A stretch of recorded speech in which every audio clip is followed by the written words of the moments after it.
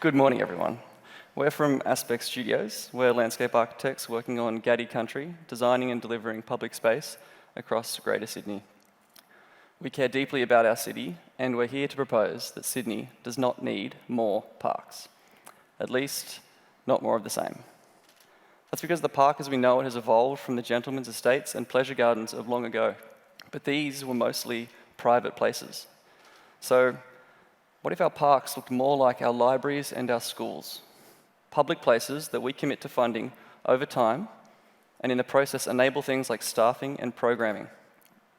At a time when our city is facing issues from urban heat and habitat loss to an epidemic of loneliness, when we're asking our communities to give up the quarter-acre block and backyard and adapt to a high density of living, when we have aspirations for our city to be livable, workable, and beautiful, our parks are not up to the job. So, why is this? Our cities have changed, but our parks and open spaces haven't kept up. They're pretty much the same as they have been for 200 years. They look and function like gentlemen's estates with acres of mowed lawn, sparse canopy cover, and a monotony of use. We treat our parks like set and forget projects. We take a mow, blow and go approach to their ongoing maintenance. As designers, there's a lot of focus on getting the vision right on day one. But what we really need are places that have the investment to improve over time and to respond to the change that their communities need. We assume parks are green just because they're sustainable, just because they're green. We greenwash urban sprawl with underwhelming parks and riparian corridors, but they don't go far enough. We need to address the challenges that we face. Lastly, our cities have changed, and so have we. Our communities are becoming more dense and more culturally diverse. Yes, we still want to picnic, but we also crave the amenity of the backyard. So why do we set the bar so low? This is why we need a paradigm shift. Our natural environment and our communities need more than just the business-as-usual park. We need a brand new typology, a quietly radical approach that will change the way open space is delivered in Sydney. Our proposal is for the open commons, an approach where top-down, fixed maintenance liabilities are replaced with bottom-up, evolving, curated places. We're less interested in what these places look like and more interested in how they change and operate over time. The Open Commons approach will involve community partnerships for open spaces that are measured, flexible, and funded. The overarching theme here is time. We need to be less concerned with delivering a fixed asset on day one and more open to change. Community partners might involve local residents, community-run organisations, not-for-profits, or traditional owners.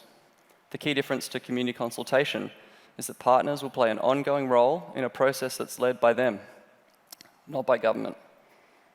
This will allow our communities to use their open spaces in ways they currently can't. So, traditional owners might bring their cultural practices back to our parks. Or maybe a local theatre group decides that for this summer, their park is their stage. The list goes on, but importantly, when the ideas on that list come from our community, we're building stronger relationships, not just within our community, but between people and their parks. To support the idea of the community partnerships, we're proposing that open spaces are measured. We measure everything in our world: likes on our posts, steps in our day, benefits and costs in our business cases. But when it comes to our open spaces, are we measuring what matters?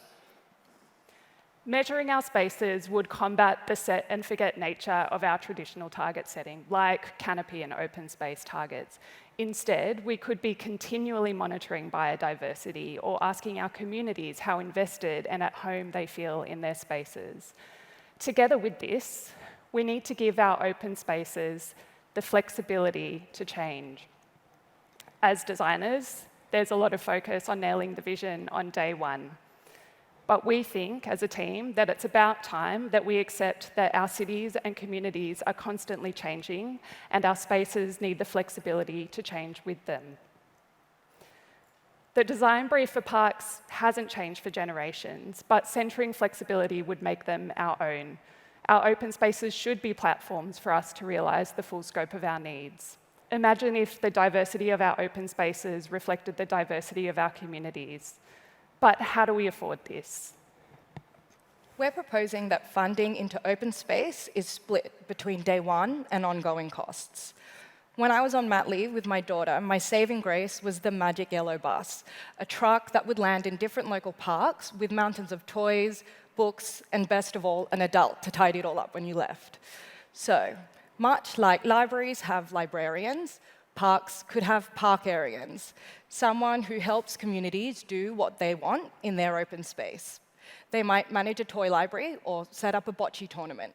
The opportunities are limitless, but having a parkarian would unlock them.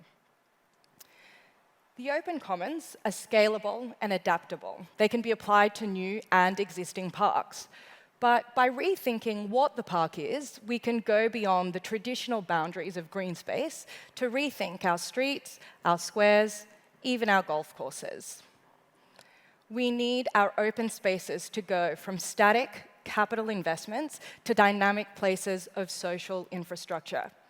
The payoff is not just a better experience of open space. It's more resilient cities, and it's happier, healthier communities. So, no, we don't need more parks. What we need is the open commons. Thank you.